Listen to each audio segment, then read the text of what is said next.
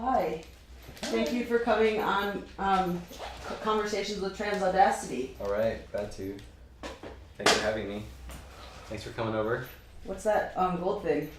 This is from dinner last night. My partner Taisha took me out for an early birthday dinner because she won't be out of town next week. We went to Gladstone's restaurant in, is that Santa Monica? It's between Santa Monica and Malibu. I don't know. And there's a fabulous view of the water there, so you can't beat it. And if you have leftovers to take home, there's a couple of guys who come around with extremely large amounts of tinfoil to make these like ocean shapes for you to that they pack your food in. And we got this piece of cake that was so monstrous. It was like for 6 people, and so we needed a to-go box, and they come over and he makes this huge thing. And this is just one part of it. This is like, there's not even food in here. He put the cake, around the cake he made a whale that had its own fins that came up in the shape of a heart. And then it was blowing water up through its blowhole, and on top of it was resting this mermaid. And it was put together with toothpicks. It looks like a mermaid superhero. Yeah, right? Like that cake. It looks like a cake. Yeah. Superman mermaid. That's really good. And maybe pregnant. Like she looks pregnant. She might be pregnant. Yeah. Superman pregnant mermaid. With a whale tail. You don't think it's a mermaid tail? It's too big. It's too big? Yeah. Have you seen a lot of mermaids? Yeah, I've met a few. So I guess my first question is, how would you define yourself as an artist? Well, I read that, you emailed me that question, and my brain read it like you said it, but then it also read it a second way, which was, how do you define yourself as an artist? And that felt more productive. Like, as an artist, I would say that I don't know. I don't like to, as an artist, like align myself with certain genres or certain, like I don't see myself as a certain kind of artist. I see being an artist a particular thing. But then when people do need you to say what kind of artist you are, then it becomes, I don't know, I'm a political artist, or I'm an engaged artist, or I'm an activist artist, or like these are all the kind of terms that are out there. Some of the work is social practice-y in a way, so there might be that kind of thing, but for me, what's more useful is to think about the other formulation of the question, right? How do you think of yourself, as an artist? And there, I certainly am an artist where I've kind of been educated as an artist. I've spent most of my life doing things that are the kinds of things that artists do. I work in an art school giving people art degrees, and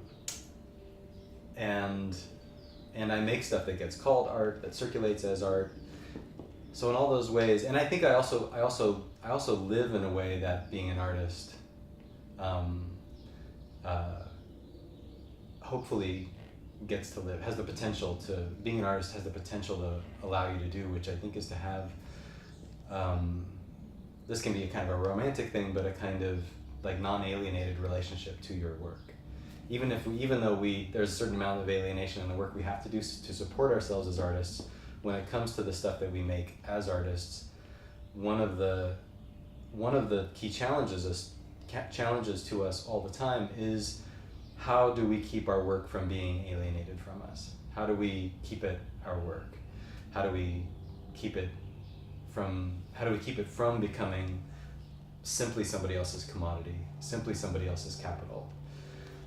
And if it does become those things, because we need to eat, we need to survive, we want to be able to live as artists, then how do we tell the difference between when it's still our work, meaning it's really coming from our volition, our perspective, our position, or through our volition, we are somehow potentially allowing the powers that come along with that position as an artist, as a speaker, as someone with a kind of privileged voice, how we can also let that somehow strategically slide onto others at certain points. So in all those ways, I see myself as an artist. But I also think that as far as understanding what it is that I do more broadly, that doesn't really capture everything that I do, because not everything fits into that. And so I think a lot of the work that I've done that is more kind of politically engaged or activist in its intentions, and where it goes in the world and how it circulates,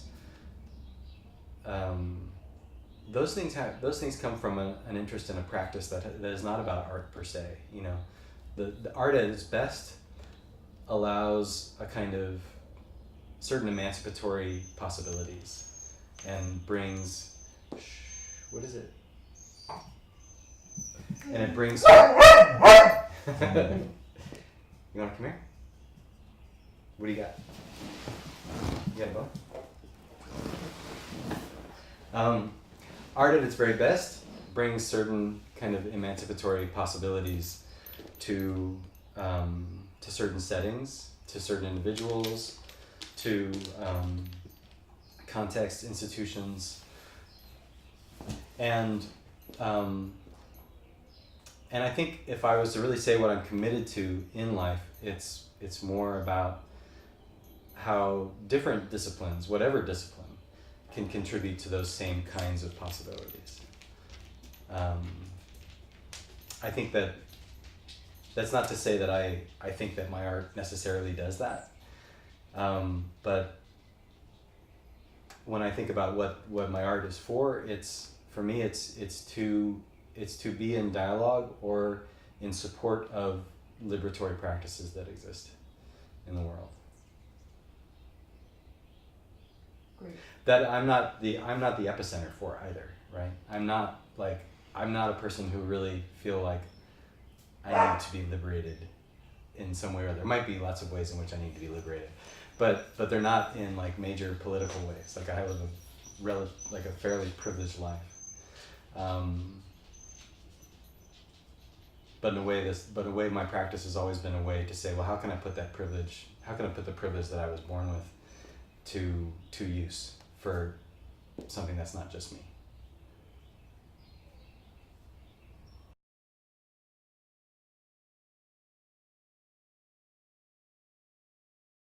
In LA after grad school, I decided I wanted to be in dialogue with specifically queer artists. So then I had a radio show that was just about that. And then I was like, actually, like, why am I limiting it to these weird identification words? And so I decided I wanted to go inside people's studios and ask them questions and have a conversation about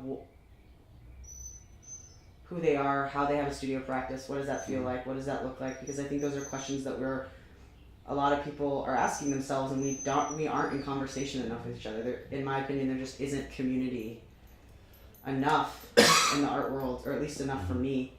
And so I'm trying to find a way to create that in a way that doesn't involve people doing anything other than watching a video. And then how do all the videos and interviews work together to create community? I don't know, maybe it won't, but. Well, I also think it's important. I mean, it's really great to hear that, and I think what a great reason for wanting to do something like this, you know. And I think that our artworks have effects that have to be seen outside the frame of the particular work itself.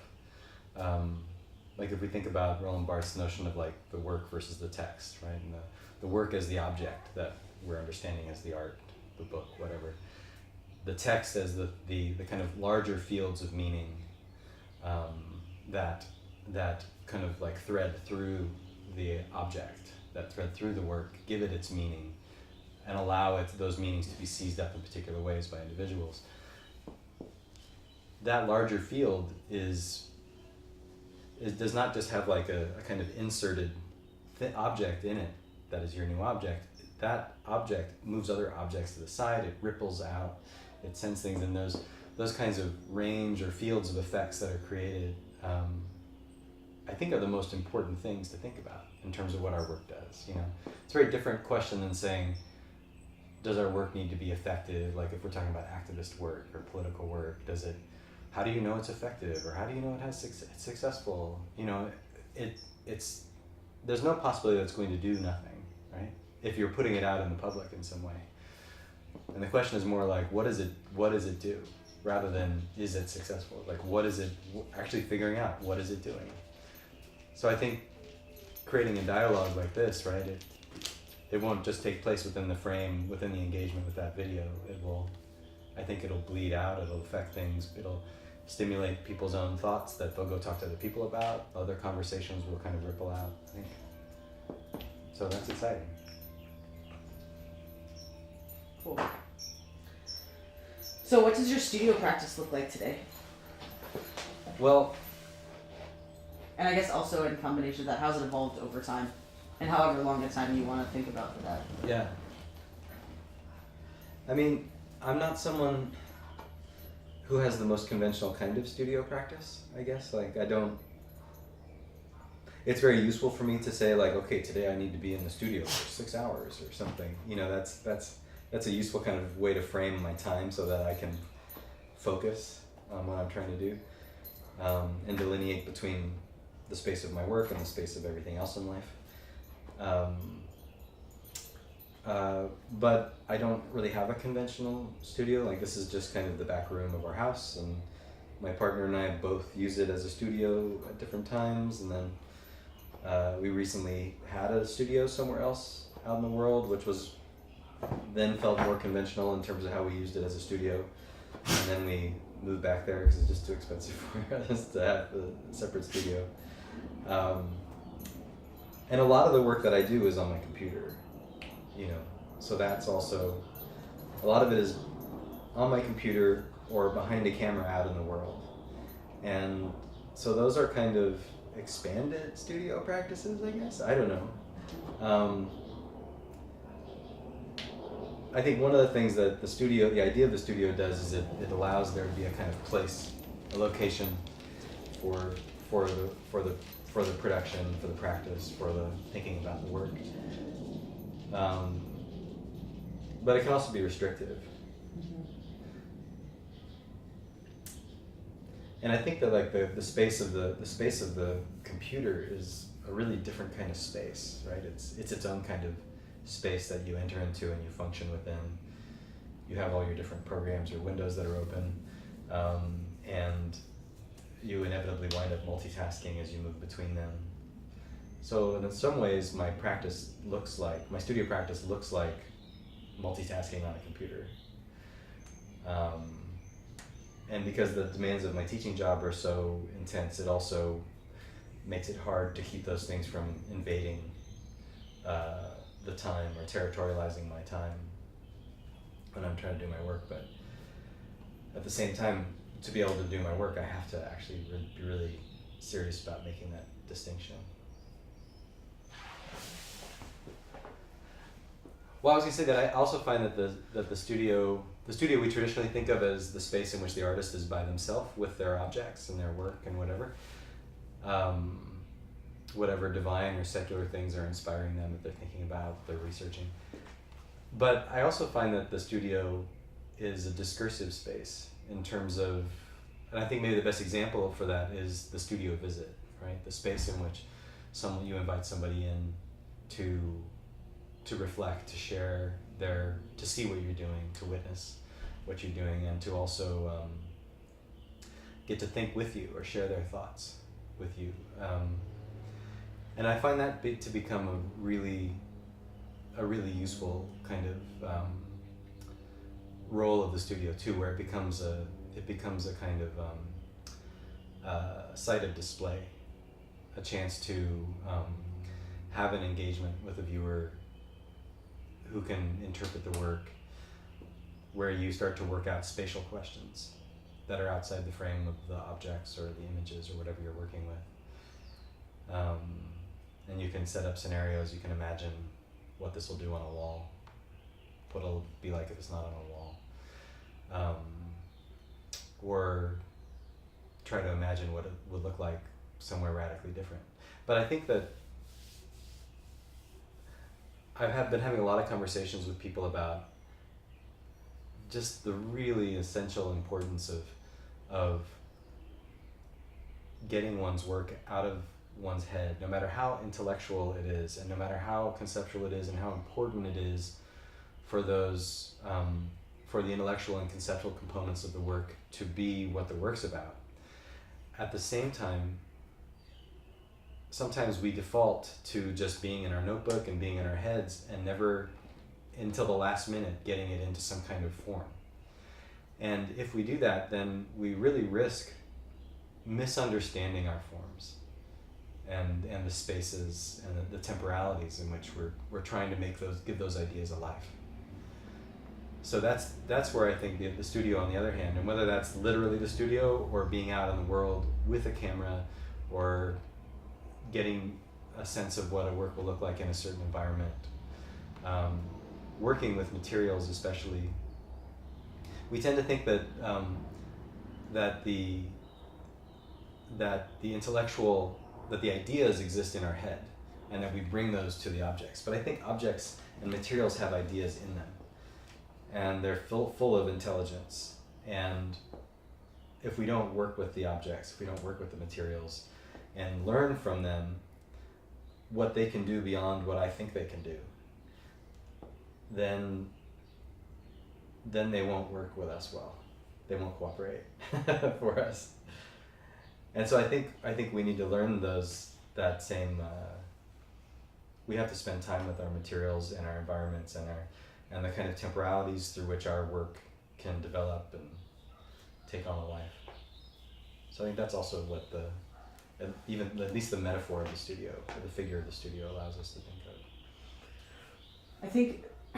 I feel like the studio, in a lot of ways, can be a really limiting sort of pressure for artists, and that somehow they're not fulfilling their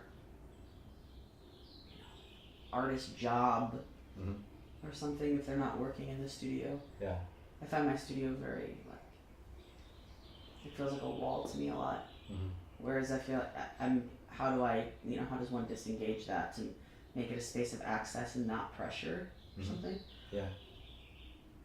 Which is, I relate to this, my practice is outside of here. It's in like community stuff than it is me sitting in my studio, working or thinking, I guess, in a specific space. It's like very, Well, it's isolation, right? Yeah. I mean, I think the studio, in a way, we have to think about in relation to like the prison cell and other spaces in which one is in which the sort of notion of isolation or solitude is thought to have become a reservoir or source of inspiration, humanity. I mean, even the idea of the prison cell historically emerges out of from these kind of monastic principles, that Foucault traces out in terms of being much more about a space in which one gets close to God and reforms themselves, or betters themselves, learns of their place in the universe. And then the prison cell is modeled after a cell where punishment is no longer meted out against the body of the offender, but is served through time in that kind of a setting, where a certain amount of time is taken away from them as a free person and given to them as a person being punished. And if you see early drawings of and paintings of prisoners in prison cells, you often see images of like a sort of divine light coming in through a window or something like that, where the person is presumably having some other kind of experience, otherworldly experience. And I think that that's not so different from the kind of ideology or the kind of myth from which the artist studio comes from. It's it's not just a place to have all your tools and all your shit, you know, it's there's supposed to be a way in which there's a role to the solitude there. And I think that there are really important moments for us where that solitude and isolation becomes really important. It really helps us figure out, wait a second, what am I trying to do here? What is the purpose? Why did I start doing this? You know, what is my relationship personally to these materials or to these ideas and so forth? But then if we're not careful, that can become fetishizing, because we don't live in a world where we are so isolated, right? The alienation that we suffer that models that is produced by capitalism and other things, where where we're given a kind of fake autonomy that erases the social relations to which we're bound. And I think that's one of the most important things that the kind of social practice discourse today brings up, in both really great ways and also really problematic ways, is how our work is always embedded and enmeshed in a larger set of socialities, social worlds, and social effects that it's a part of. And so we have to be very careful. The role of that isolation comes into play is the only time that the sociality of that work will take place, is the only place that it takes place within it when it's finally exhibited in the gallery or in the museum or out in public or whatever, or is there a role for that sociality to acknowledge it or to work with that as a material within the process of the work? I don't think there's an easy answer to that. There shouldn't be a single answer, I think, to that. You know, it depends on the work, and it depends on the artist, I think. But so I hear in your question, like, what about that larger sociality? What about being in the world within the process of the work? How does one think of that? And you're right that I think that can be the studio can be a trap, like a bear trap.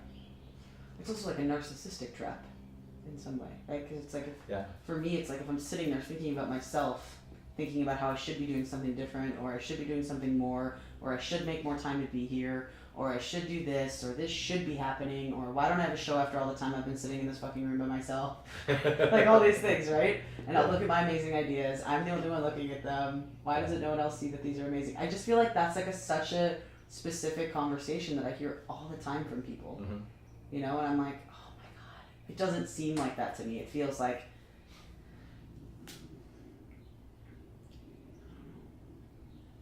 well, that's where, I mean, seeing the studio as a discursive space, and also seeing it as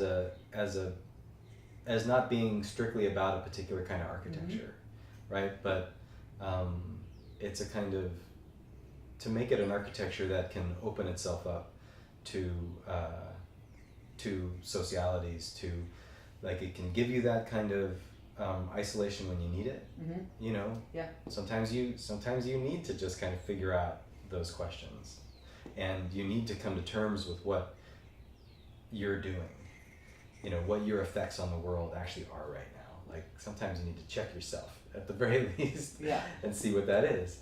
But there are other times where, like I think you're saying that it can become very narcissistic, and I think that's what I mean by where these alienations take place, where the narcissism of that space, in which this is where I get to know myself as an artist, becomes alienated from the larger social worlds into which this work will actually potentially have a life and a set of meanings. How do you understand what that's going to be if you don't experiment with that larger sociality? Think of that as a material, just like the physical materials that are in the piece. But that's where I do think that the studio can travel with you, you know? Like, the studio like where I am when I'm shooting, you know, images out in the world, and there's like a physical range within which people can see me, and with which I can see them, and there's time that this is taking place within, and that sets up a certain set of spatial relations, and then there's just the general set of what it is that I'm photographing, what's happening in that space, and so forth. Like, what happens, is it useful to be able to see, like, okay, that's my studio right now. Does the studio travel with me? That's, a TV studio is much more like that, right? We think about the TV studio as something that can travel on the TV van. You know, you have the little mobile TV lab in the TV van with the satellite antenna in the back and all this kind of stuff. How can you move your production, your practice around if you have those physical tools? Okay, so my next question for you is, how does your art practice and being an educator, how do you make time to have an art practice and being an educator? Mm-hmm. And where do those things intersect naturally, or where do you force them to intersect, or? Mm-hmm.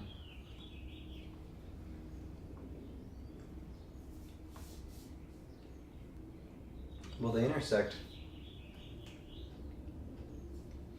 I mean, there's a kind of yes and no answer to the question, like many of my answers, I think, which are that on one hand, in some ways I wouldn't separate between my art practice, my practice as an artist, and my practice as a teacher. I see a continuity between them, or that they're both different ends of a practice.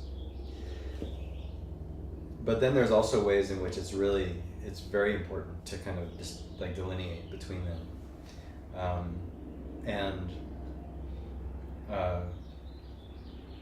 Both in terms of just being able to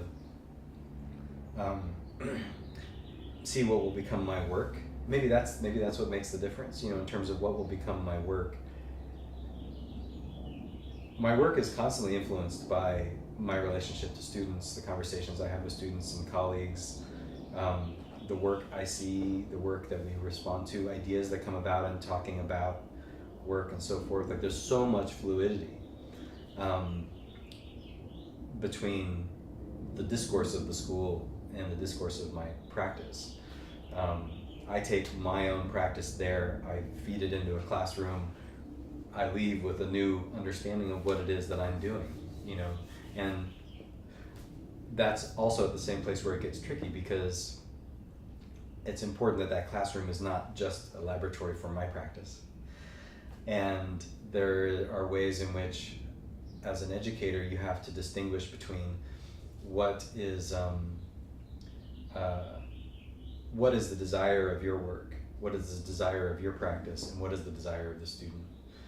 There's a meeting there, right? That is has an ethical set of textures that I think we have to be really mindful of and really kind of self-reflective about. Like, what does that do? What are the politics of that?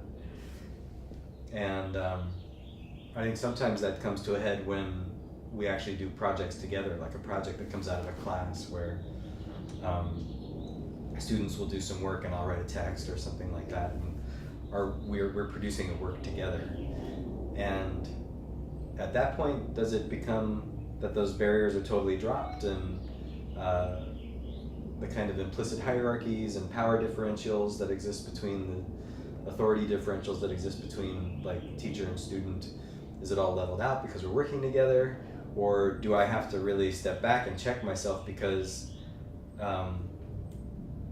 the authority with which a student is used to, according to a faculty member, will that make them more just kind of like compliant toward my ideas, or more romantic about my ideas, you know?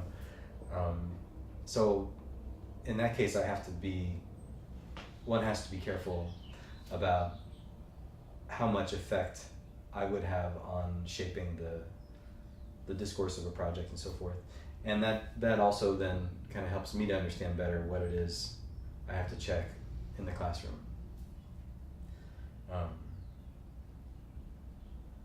But yeah, so on one hand, there's like a way in which it's not ever so neat that you can ever define where that line is between my artist practice and my teaching practice.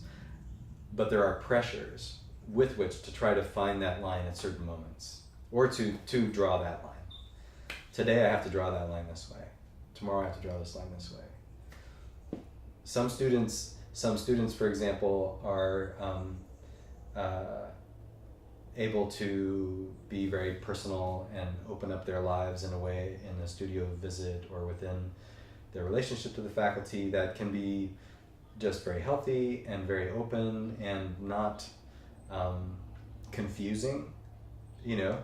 And there are other students whose for whom opening up on that kind of level, or as a faculty getting into their life in a certain way, is really tricky because their own boundaries are different. And I think as a faculty member who teaches art, which is not like just objective science in some way, that like it is getting messy with people's desire and their subjectivities and their questions and their traumas and so forth. How much is too much and how much is too little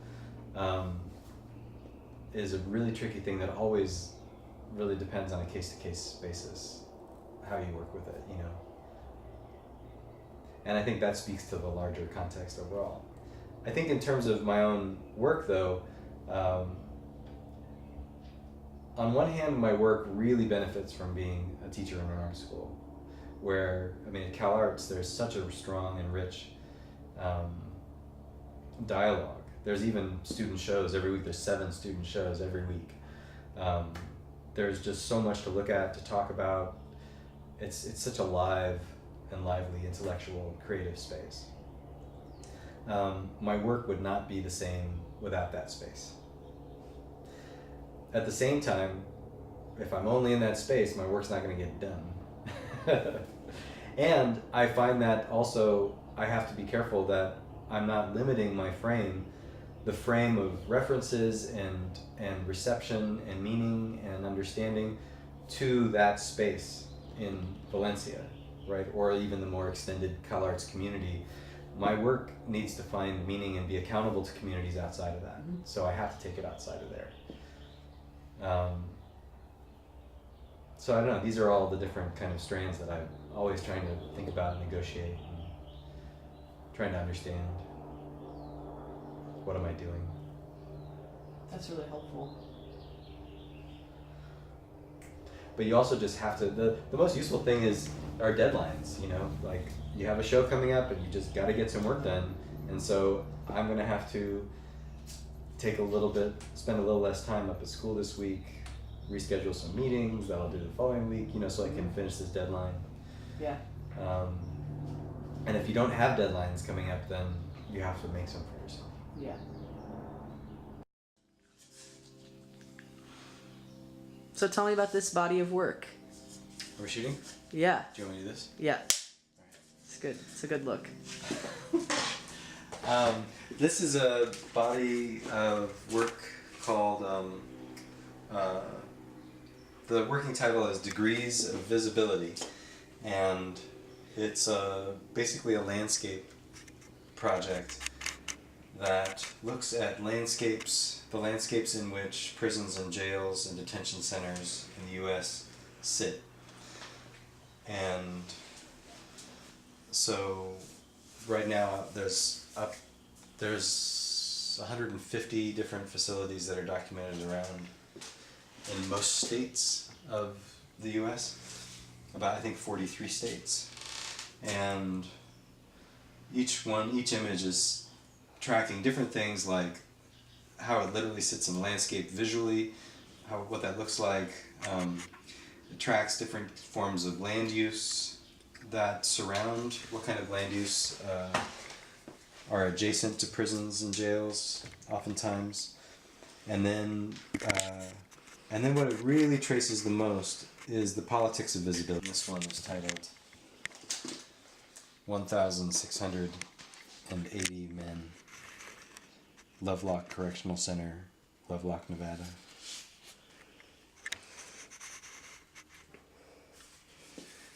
And this is 6,514 Men, Ironwood State Prison and Chuckawalla Valley State Prison, Blythe, California. 1,071 men, North Dakota State Penitentiary, Bismarck, North Dakota. And it continues on from there. For some of us, that, you know, the art world of our training, you know, is not so important to us, or was even restrictive, and we needed to liberate ourselves of that.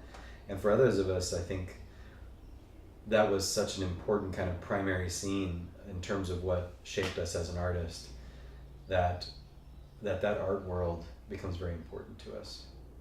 And